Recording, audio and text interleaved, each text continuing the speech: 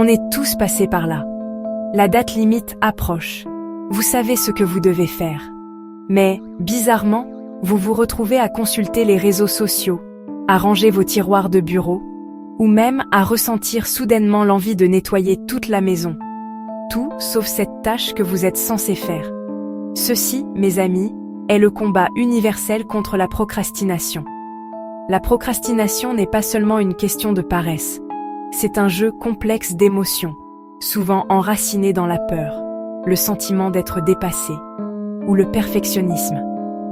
Nous évitons les tâches parce que nous avons peur d'échouer, d'être jugés, ou de l'énorme quantité de travail impliquée. Le problème, c'est que la procrastination ne fait pas disparaître ces sentiments. Au contraire, elle les amplifie, créant un cercle vicieux de culpabilité, de stress et d'évitement supplémentaire. Mais si je vous disais qu'il existe un outil simple mais puissant qui peut vous aider à briser ce cycle? La procrastination se nourrit de notre tendance à trop réfléchir et à trop compliquer les choses. On se monte la tête, on exagère l'importance des tâches, ce qui les rend insurmontables et écrasantes. Cette présentation importante devient un exploit impossible d'éloquence et de persuasion. Cette pile de linge se transforme en un effort herculéen nécessitant une force surhumaine. Cette amplification mentale conduit à l'évitement. On se dit qu'on sera plus motivé plus tard, qu'on travaille mieux sous pression, ou qu'on n'a tout simplement pas le temps maintenant.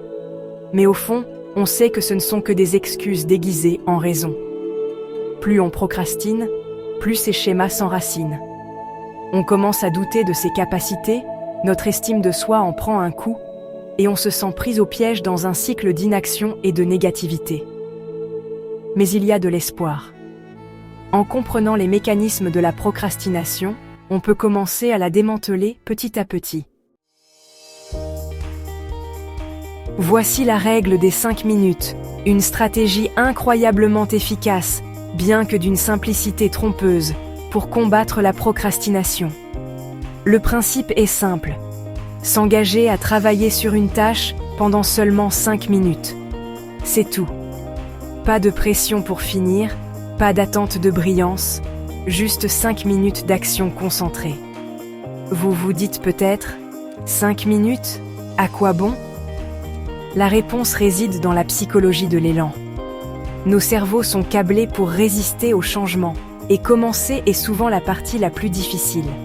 En s'engageant dans une action petite et gérable, on surmonte cette inertie initiale.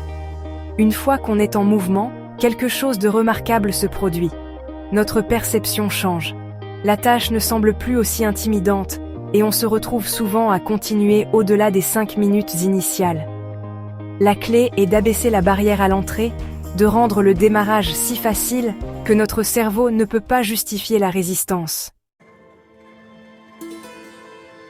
Se libérer de l'emprise de la procrastination.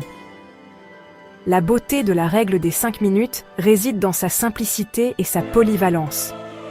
Elle peut être appliquée à n'importe quelle tâche, petite ou grande, personnelle ou professionnelle. En intégrant régulièrement cette technique à votre routine, vous commencerez à remarquer un changement profond dans votre productivité et votre bien-être général.